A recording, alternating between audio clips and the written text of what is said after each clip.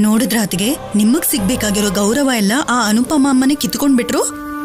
ನೀನೇನ್ ಚಾಡಿ ಹೇಳೋ ಅವಶ್ಯಕತೆ ಇಲ್ಲ, ನನ್ಗೂ ಕಾಣಿಸ್ತಿದೆ.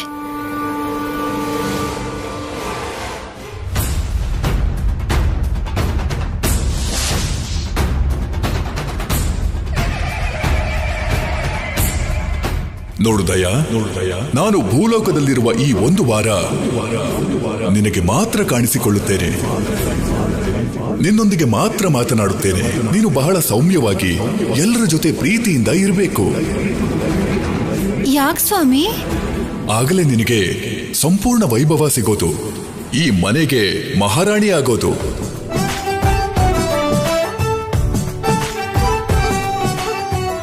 ಏನಂದೆ? ಮತ್ತೆ ಹೇಳು. ಅದೇ ಅತಿಗೆ ನಿಮಗ್ ಸಿಗ್ಬೇಕಾಗಿರೋ ಗೌರವ ಎಲ್ಲ ಆ ಅನುಪಮ ಅಮ್ಮ ಕಿತ್ಕೊಂಡ್ಬಿಟ್ರು. ಎಲ್ರೂ ಅವ್ರಿಗೆ ಎಷ್ಟು ಮರ್ಯಾದೆ ಕೊಟ್ಟು ಮಾತಾಡ್ತಿದ್ದಾರೆ. ತಪ್ಪೇನೂ ಇಲ್ಲ. ಇವತ್ತು ಅವಳನ್ನ ಗೌರವಿಸ್ತಾ ಇದ್ದಾರೆ, ನಾಳೆ ನನ್ನ ಸ್ವಾಮಿ ನನ್ನ ಮೇಲೆ ಕರುಣೆ ತೋರ್ಸದ್ಮೇಲೆ, ನನ್ನ ಪೂರ್ವ ವೈಭವ ನನಗ್ ಬಂದ್ಮೇಲೆ ನನ್ನನ್ನು ಗೌರವಿಸ್ತಾರೆ. ಅತಿಗೆ ನೀವೇನ್ ಮಾತಾಡ್ತಿದ್ದೀರಾ? ನಿಮಗ್ ಅರ್ಥ ಆಗ್ತಿದ್ಯಾ? ನಾನೇನ್ ಮಾತಾಡ್ತಾ ಇದ್ದೀನಿ ಅಂತ ನನಗ ಅರ್ಥ ಆಗತ್ತೆ, ನಿನಗೆ ಅರ್ಥ ಆಗ್ತಿಲ್ಲ. ಯಾವುದಕ್ಕೂ ಆವೇಶ ಪಡಬಾರ್ದು, ಯಾರನ್ನೂ ತಪ್ಪಾಗಿ ತಿಳ್ಕೋಬಾರ್ದು. ಅದೆಲ್ಲ ಅವ್ರ ಅಭಿಮಾನ. ಇವತ್ತು ಅನುಪಮ್ಮನ್ ಮೇಲೆ ತೋರಿಸ್ತಾ ಇದ್ದಾರೆ, 4 ದಿನ ಕಳೆದ್ರೆ ನನ್ನ ಮೇಲೆ ತೋರಿಸ್ತಾರೆ. ಹೇಗ್ ತೋರಿಸ್ತಾರತ್ಗೆ? ಅದೆಲ್ಲ ಆ ಸ್ವಾಮಿ ನೋಡ್ಕೋತಾರೆ. ಅಬ್ಬಾ, ಅಷ್ಟಕ್ಕೂ ಆ ಸ್ವಾಮಿಗಳು ಯಾರತ್ಗೆ? ಅವರು ಎಲ್ರಿಗೂ ಸ್ವಾಮಿ ಅಲ್ಲ, ನನ್ನ ಸ್ವಾಮಿ. ನಂತರನೇ ಇರೋ ಅಂತವ್ರು. ಯಾಕಂದ್ರೆ ನಂತರ ಇರೋ ಕೆಲವ್ರಿಗೆ ಮಾತ್ರ ಕಾಣಿಸೋದು. ನಿಮ್ಮಂತ ಕೆಲವ್ರಿಗೆ ಮಾತ್ರ ಕಾಣಿಸೋದಾ? ಯಾರತ್ಗೆ ಅವರು? ಇದಕ್ಕಿಂತ ಜಾಸ್ತಿ ಏನು ಹೇಳ್ಬೇಡ ಅಂತ ಅವ್ರು ಹೇಳಿದ್ದಾರೆ. ಅಪ್ಪಾ,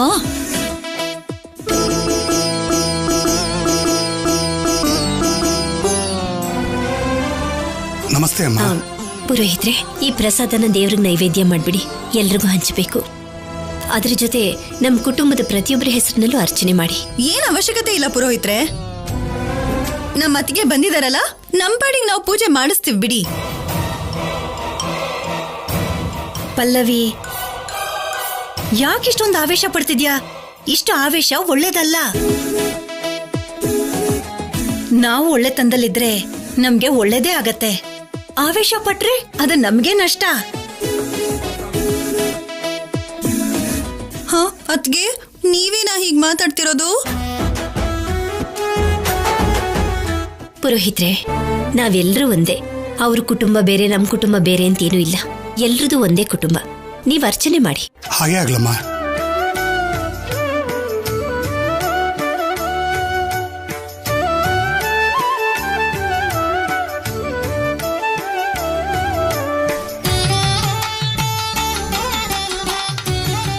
ಅತ್ಗೆ, ಈ ಸಲ ಆದ್ರೂ ನೀವು ಒಳ್ಳೆ ಸ್ಥಾನದಲ್ಲಿ ಇರ್ಬೇಕು ಅಂತ ಕೇಳ್ಕೊಳ್ಳಿ.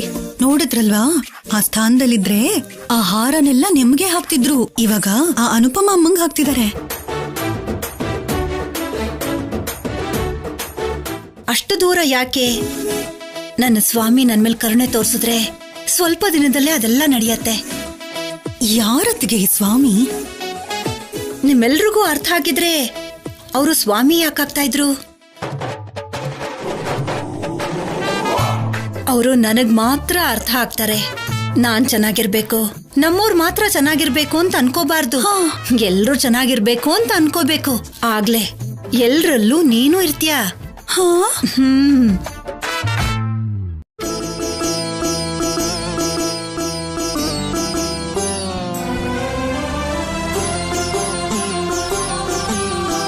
ತಗೊಳ್ಳಿ ಅಮ್ಮ, ಎಲ್ಲ ಒಳ್ಳೇದೇ ಆಗತ್ತೆ. ನನಗೆ ಯಾವಾಗ್ಲೂ ಒಳ್ಳೇದಾಯ್ತು ಪೂಜಾರಿಗಳೇ. ಒಳ್ಳೇದೇ ಆದ್ರೆ ದೇವಸ್ಥಾನಕ್ಕೆ ಬರೋ ಅವಶ್ಯಕತೆ ಏನಮ್ಮ? ನಮ್ಮತ್ತಿಗೆ ಹಾಗೆ ಮಾತಾಡ್ತಾರೆ ಬಿಡಿ. ನಾವು ಪ್ರದಕ್ಷಿಣೆ ಮಾಡೋದನ್ನ ಮರ್ತೋಗಿದೀವಿ, ನಡೀರಿ. ಅಗತ್ಯ ಇಲ್ಲ ಪಲ್ಲವಿ. ಅಷ್ಟಕ್ಕೂ ಏನಾಗಿದೆ ಅದಕ್ಕೆ ನಿಮ್ಗೆ? ದೇವಸ್ಥಾನಕ್ಕೆ ಬಂದು ಪ್ರದಕ್ಷಿಣೆ ಅಗತ್ಯ ಇಲ್ಲ ಅಂತೀರಲ್ಲ, ಬನ್ನಿ ಹೋಗೋಣ. ಪಲ್ಲವಿ, ಬನ್ನಿ ಬನ್ನಿ.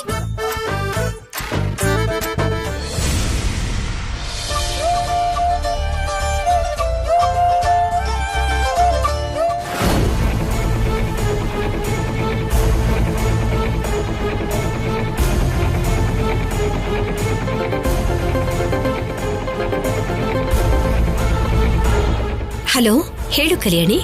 ಅಮ್ಮ, ನಾನು ಆಫೀಸರ್ ಕಂದನ್ ಕರ್ಕೊಂಡು ಆಚೆ ಬಂದ್ವಿ. ಹೌದಾ? ನಾವು ಬಂದ್ ಕೆಲ್ಸ ಮುಗೀತು, ದೇವಸ್ಥಾನಕ್ ಹತ್ರನೇ ಇದೀವಿ. ನೀವ್ ಅಲ್ಲೇ ಇರಿ, ನಾವ್ ಅಲ್ಲಿಗೆ ಬರ್ತೀವಿ. ಕಾರಲ್ಲೇ ಮನೆಗೆ ಹೋಗೋಣ. ಹಾಗೆ ಆಗ್ಲಮ್ಮ, ಬೇಗ ಬಂದ್ಬಿಡಿ, ವೇಟ್ ಮಾಡ್ತಿರ್ತೀನಿ. ಸರಿನಮ್ಮ, ಹತ್ರದಲ್ಲೇ ಇದೀವಿ.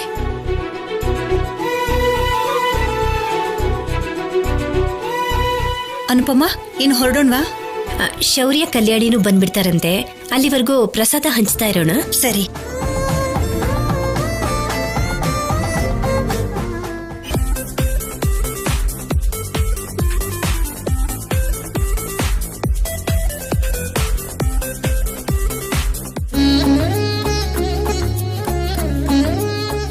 ಪಾಪ, ಇವರಿಬ್ಬರಿಗೆ ಇಂಥದ್ದೆಲ್ಲ ಬೇಕು. ನನಗೆ ನೇರವಾಗಿ ಆಶೀರ್ವಾದ ಕೊಡ್ತಾರೆ. ಯಾರ ಬಗ್ಗೆ ಅತ್ಗೆ? ಅವರೇ ನನ್ ದೇವ್ರು. ಯಾರೋ ದೇವ್ರತ್ಗೆ? ಅದೆಲ್ಲ ನಿನಗ್ಯಾಕೆ? ದೇವ್ರಿಗೆ ನಿನ್ ಮೇಲೆ ಪ್ರೀತಿ ತುಂಬಾ ಕಮ್ಮಿ ಇದೆ. ಸರಿಯಾಗಿ ನಮಸ್ಕಾರ ಹಾಕು. ಹ, ನಮ್ಮೇಲಿಲ್ಲ ಅಂದ್ರೆ ನಿಮ್ಮೇಲಿದ್ಯಾ? ತುಂಬಾ ಇದೆ. ಅದೆಷ್ಟು ಅಂತಂದ್ರೆ ಅದು ನಿನ್ಗೆ ಅರ್ಥ ಆಗಲ್ಲ ಬಿಡು.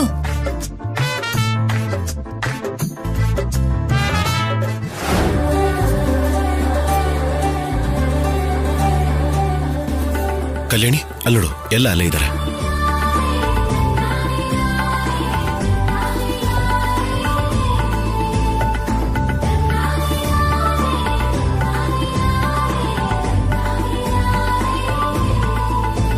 ಅಮ್ಮ, ನಡಿಯಮ್ಮ, ಮೊದಲು ದೇವ್ರಿಗೆ ನಮಸ್ಕಾರ ಮಾಡಿ. ಸರಿ ಅಮ್ಮ.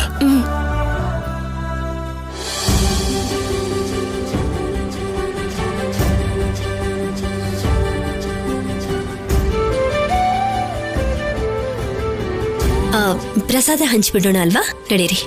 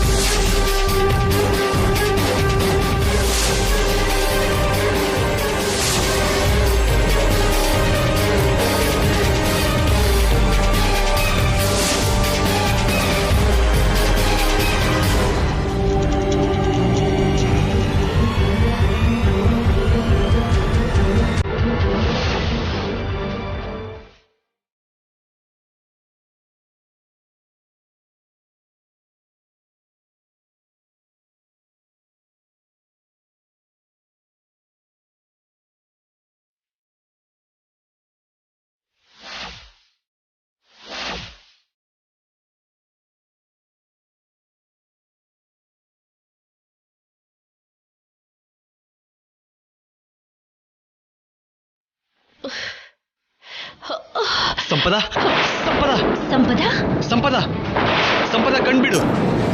ಸಂಪದ,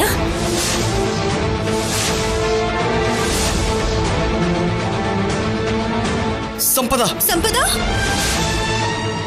ಸಂಪದ, ಕಣ್ಬಿಡು. ಸಂಪದ,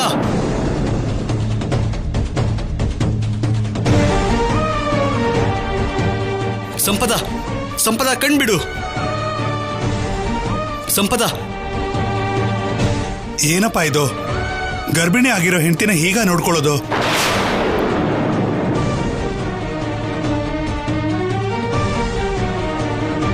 ಇರೋದಕ್ಕೆ ಜಾಗ ಇಲ್ಲ ಅಂದಿದ್ದಕ್ಕೆ ಛತ್ರದಲ್ಲಿರೋ ಕೇಳ್ದೆ. ಗರ್ಭಿಣಿ ಆಗಿರೋ ಹುಡುಗಿಗೆ ಪ್ರಸಾದ ಕೊಟ್ಟು ಹೊಟ್ಟೆ ತುಂಬಿಸ್ಕೋಬೇಕು ಅಂದ್ರೆ ಹೇಗೆ?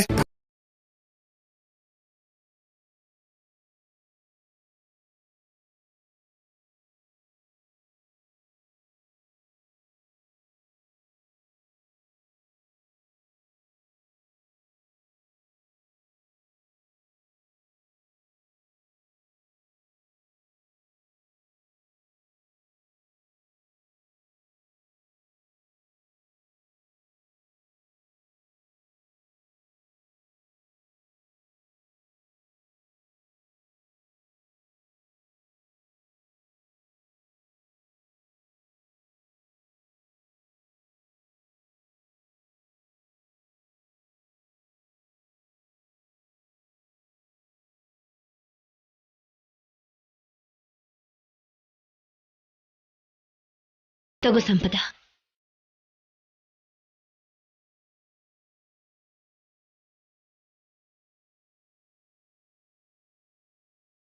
ಇವ್ರಿಗ್ಯಾಕೆ ಇಂಥ ಪರಿಸ್ಥಿತಿ? ಏನೋ ಒಂದ್ ಮಾಡಿ ಯಾರಾದ್ರೂ ಒಬ್ರಿಗೆ ಮೋಸ ಮಾಡಿ ಆದ್ರೂ ಸಂಪಾದಿಸ್ತಾರೆ ಹೊರತು ಇಂಥ ಸ್ಥಿತಿಯಲ್ಲಿ ಇರೋದಿಲ್ವಲ್ಲ. ನನಗೆ ಅಂತ ಒಂದು ಕುಟುಂಬ ಇದ್ದಾಗ ನನಗದ್ರ ಬೆಲೆ ಗೊತ್ತಾಗ್ಲಿಲ್ಲ. ಈಗ ಅದ್ರ ಬೆಲೆ ಗೊತ್ತಾಗ್ತಿದೆ. ಗರ್ಭಿಣಿಯಾಗಿದ್ದಾಗ ಕಣ್ಣಿನ ರೆಪ್ಪೆ ತರ ನೋಡ್ಕೊಂಡಿದ್ದ ಆ ದಿನಗಳು ಇವಾಗ ನೆನಪಿಗೆ ಬರ್ತಿದೆ.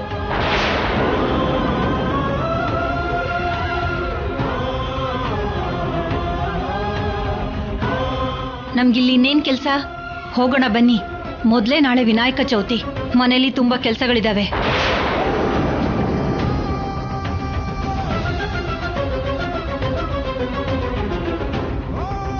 ನೋಡಪ್ಪ, ಆ ಹುಡುಗಿನ ಕರ್ಕೊಂಡೋಗು, ಸ್ವಲ್ಪ ವಿಶ್ರಾಂತಿ ತಗೊಳ್ಳಿ.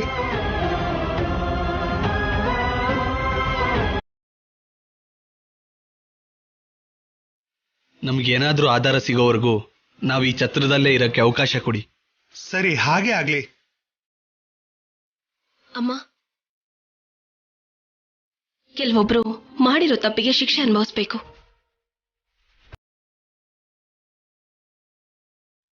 ಅಂಥವ್ರ ಬಗ್ಗೆ ನಾವು ಬೇಜಾರು ಮಾಡ್ಕೊಳ್ಳೋ ಅವಶ್ಯಕತೆ ಇಲ್ಲ.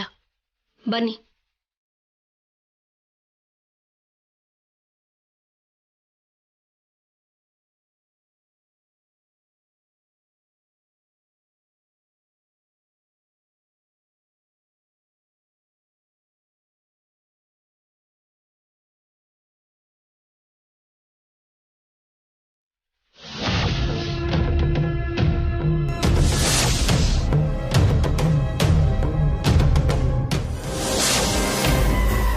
ಏನಪ್ಪಾ ಇದು, ನನ್ನ ಹತ್ರನೇ ಸುಳ್ಳು ಹೇಳಿಸ್ತಿದ್ದೀರಾ? ಒಂದು ಕುಟುಂಬನ ಒಂದು ಮಾಡೋದಕ್ಕೆ ನೀವು ಸುಳ್ಳು ಹೇಳಿದ್ರು ಅದು ತಪ್ಪಲ್ಲ ಪುರೋಹಿತ್ರೆ. ಹೌದು, ನಾವು ಪ್ರೀತಿಸಿ ಮದ್ವೆ ಮಾಡ್ಕೊಂಡ್ವಿ. ನಮ್ಮ ಮನೆಯವ್ರಿಗೆ ಅದಿಷ್ಟ ಇರಲಿಲ್ಲ. ಈಗ್ಲಾದ್ರೂ ಕರುಣೆ ತೋರಿಸಿ ನಮ್ಮನ್ನ ಮತ್ತೆ ಮನೆಗೆ ಕರ್ಕೋತಾರೆ ಅಂತ ನಮ್ಮ ಆಸೆ. ಹಾಗ ಅಮ್ಮ, ಬೇರೆ ಆಗಿರೋ ಕುಟುಂಬದ ಜೊತೆ ಸೇರ್ಕೋಬೇಕು ಅನ್ಕೊಳ್ಳೋದು ತಪ್ಪಲ್ಲ. ಅದಕ್ಕೆ ನಾನು ಮಾಡಿದ್ದು ಸಹಾಯ ಆಗತ್ತೆ ಹೊರತು ಸುಳ್ಳಾಗೋದಿಲ್ಲ.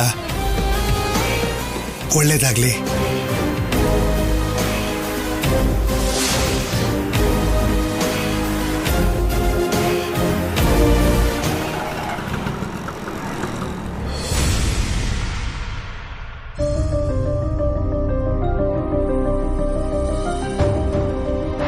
ರೀ, ತಗೊಳ್ಳಿ.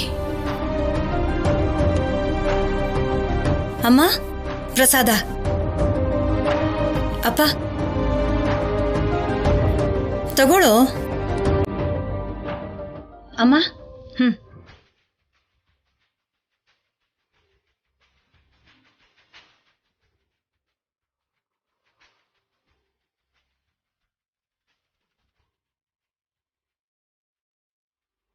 ನಿನ್ನನ್ನು ಹೀಗೆ ನೋಡ್ತಿದ್ರೆ ಸಂತೋಷ ಆಗ್ತಿದೆ, ಹಾಗೆ ಭಯ ಕೂಡ ಆಗ್ತಿದೆ.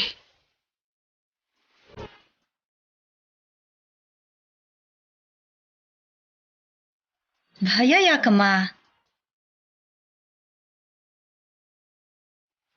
ಏನಿಲ್ಲಮ್ಮ, ಬಿರುಗಾಳಿ ಮುಂದೆ ತಂಗಾಳಿ ಇದ್ದ ಹಾಗೆ ನಿನ್ನ ಮೌನ ಗೌರವ ಕೊಡೋದು ನೋಡ್ತಿದ್ರೆ ಇನ್ಯಾವಾಗ ಬಿರುಗಾಳಿ ಎದ್ಬಿಡುತ್ತೋ ಅಂತ ನಿಮ್ಮ ಅಮ್ಮಂಗೆ ಭಯ.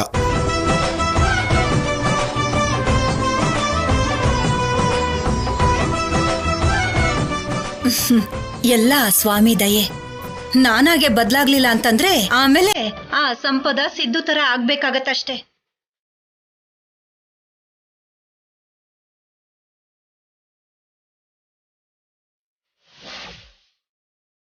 ನಿಮಗೆ ಅವರೆಲ್ಲಿ ಕಾಣಿಸಿದ್ರು? ದೇವಸ್ಥಾನದಲ್ಲಿ ಸಿಕ್ಕಿದ್ರು. ಏನಿದು, ಆ ಸಂಪದ ಬೆಳಗ್ಗೆ ನಿಮ್ಮಪ್ಪಂಗೆ ಕಾಣಿಸಿದ್ಲು, ಇವಾಗ ನಿಮಗ್ ಸಿಕ್ಕಿದ್ಲು ಅಂತ ಹೇಳ್ತಿದ್ಯಾ?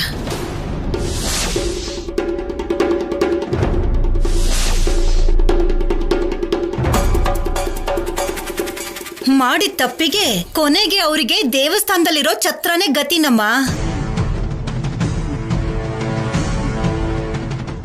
ಗರ್ಭಿಣಿಯಾಗಿರೋ ಸಂಪದ ತಲೆ ಸುತ್ತು ಬಂದು ಬಿದ್ದೋದ್ಲು. ಅವಳು ಎಷ್ಟೇ ದುರ್ಮಾರ್ಗಿ ಆಗಿದ್ರು ಕೂಡ ಹೊಟ್ಟೆಲ್ ಮಗು ಇದೆ ಅಲ್ವಾ, ಪಾಪ ಅಂತ ಅನ್ನಿಸ್ತು.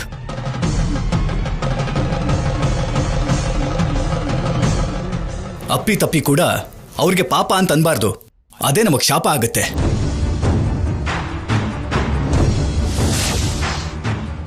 ಸರಿಯಾಗಿ ಜೀವನ ಮಾಡದಿದ್ರೆ ಅಂತವ್ರಿಗೆ ಈ ಗತಿನೇ ಬರೋದು. ಆ ಸಂಪದಂಗೆ ದೇವರು ಒಳ್ಳೆ ದಾರಿ ತೋರಿಸಿದ್ದ. ಅದನ್ನ ಅವಳು ಬಿಟ್ಟು ಕೆಟ್ಟ ದಾರಿಯಲ್ಲಿ ಹೊರಟು ಹೋದ್ಲು.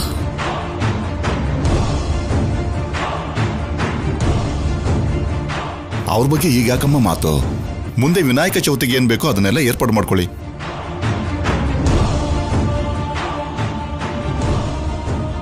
ಹಾ, ನಿಮ್ಮನೇಲಿ ನಿಮ್ಮ ವಿಗ್ರಹ ಇಟ್ಕೊಳ್ಳಿ, ನಮ್ಮನೇಲಿ ನಾನ್ ವಿಗ್ರಹ.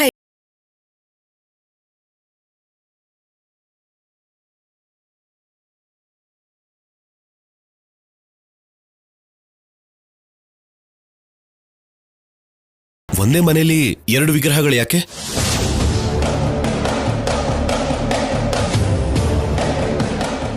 ಇಷ್ಟೊತ್ವರೆಗೂ ಚೆನ್ನಾಗೇ ಇದೆಯಲ್ಲೇ, ಅಷ್ಟರಲ್ಲೇ ಏನಾಯ್ತೆ ನಿನ್ಗೆ?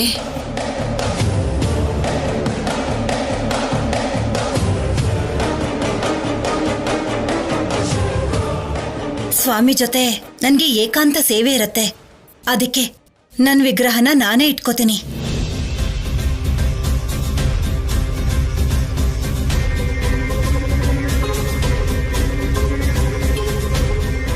ಹೊರಗಿನವ್ರು ಯಾರಾದ್ರೂ ನೋಡಿದ್ರೆ ಚೆನ್ನಾಗಿರತ್ತಾ ಅತ್ತೆ?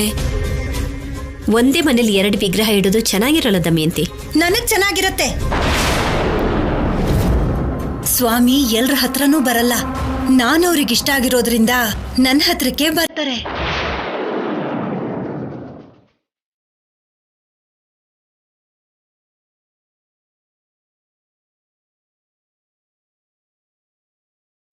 ಅಯ್ಯೋ ದೇವ್ರೆ, ಸ್ವಾಮಿಗಳು ಬರೋದಂದ್ರೇನೆ? ಅಮ್ಮ, ಸ್ವಾಮಿ ಬರ್ತಾರೆ ಅಂದ್ರೆ ವಿನಾಯಕ ಬರೋದಲ್ಲಮ್ಮ, ಅವ್ರ ಆತ್ಮೀಯ ಶಿಷ್ಯ ಬರ್ತಾರೆ ಅಂತ.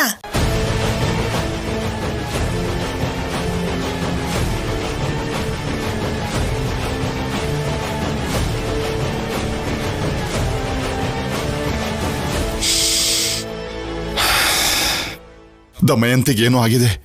ಮಾತು ಬದಲಾಗಿದೆ, ವರ್ಷನೂ ಬದಲಾಗಿದೆ.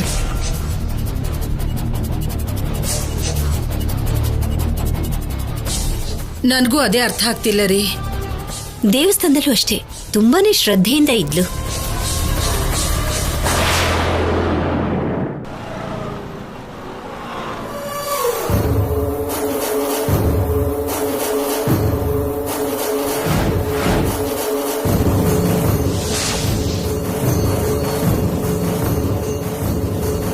ಬರ್ತಿದ್ದಾಗೆ ಏನಾದ್ರೂ ಕೆಲಸ ಮಾಡ್ಕೊಂಡಿರ್ದೇನೆ ಆ ಬೀದಿ ಈ ಬೀದಿ ಅಂತ ಸುತ್ಕೊಂಡಿದ್ದಾರೆ.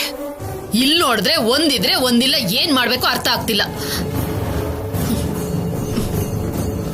ಅಮ್ಮ ಅಮ್ಮ,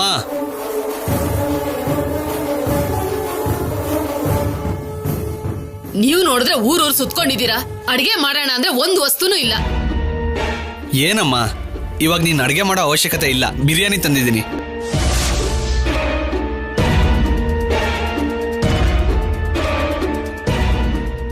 ಬಿರಿಯಾನಿ ತಗೊಂಡ್ ಬಂದ್ಯಾ? ದುಡ್ಡೆಲ್ಲಿತ್ತೋ? ಶೌರ್ಯ ಕೊಟ್ಟ ಅಮ್ಮ. ಶೌರ್ಯ ಕೊಟ್ನಾ? ಹೌದಮ್ಮ. ಅವರಲ್ಲೂ ಕೂಡ ನಿಧಾನವಾಗಿ ಬದಲಾವಣೆ ಬರ್ತಿದೆ. ನನ್ಗ್ಯಾಕೋ ನಂಬಿಕೆನೆ ಬರ್ತಿಲ್ಲ ಕಣೋ. ಎದುರುಗಡೆ ಬಿರಿಯಾನಿ ಕಾಣಿಸ್ತಿದ್ರು ಇನ್ನೂ ನಂಬಿಕೆ ಇಲ್ಲ ಅಂತಿದ್ಯಲ್ಲಮ್ಮ. ನಂಬಿಸ್ಬೇಕು ಅಂತ ನಾವು ಡಿಸೈಡ್ ಆದ್ಮೇಲೆ ಯಾರಾದ್ರೂ ನಂಬಲೇಬೇಕು. ಇವತ್ತು ದುಡ್ಡು ಕೊಡೋದು ಮಾತ್ರ ಅಲ್ಲ, ನಾಳೆ ವಿನಾಯಕ ಚತುರ್ಥಿಗೆ ಅವ್ರ ಮನೆಗೆ ಬನ್ನಿ ಅಂತ ಕರೀತಾರೆ ನೋಡು. ಏನೋ ಕಣೋ, ಏನೋ ನಡೀತಾ ಇದೆ ಅಂತ ಅನ್ನಿಸ್ತಿದೆ. ಆದ್ರೆ ಏನ್ ನಡೀತಿದೆ ಅಂತ ನನ್ಗೆ ಅರ್ಥ ಆಗ್ತಿಲ್ಲ.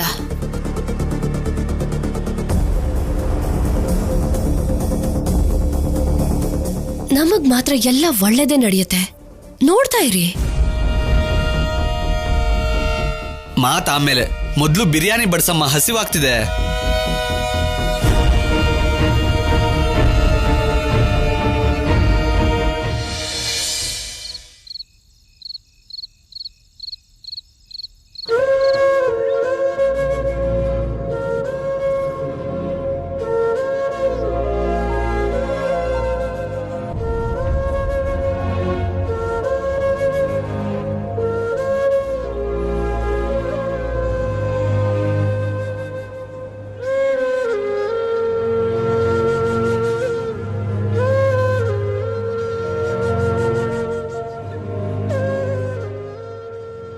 ಏನಾಯ್ತು ಕಲ್ಯಾಣಿ? ಯಾಕೆ ಹೀಗಿದ್ಯಾ? ನಾನು ಏನ್ ಪಾಪ ಮಾಡಿದ್ದೀನಿ ಅಂತ ನನ್ಗಿನ್ನು ತಾಯಿ ಆಗೋ ಭಾಗ್ಯ ಸಿಕ್ಕಿಲ್ಲ ಆಫೀಸರ್. ಸಂಪದ ಅವಳ ಮಗುಗೆ ನನ್ನ ತಾಯಿ ಮಾಡಿದ್ಲು,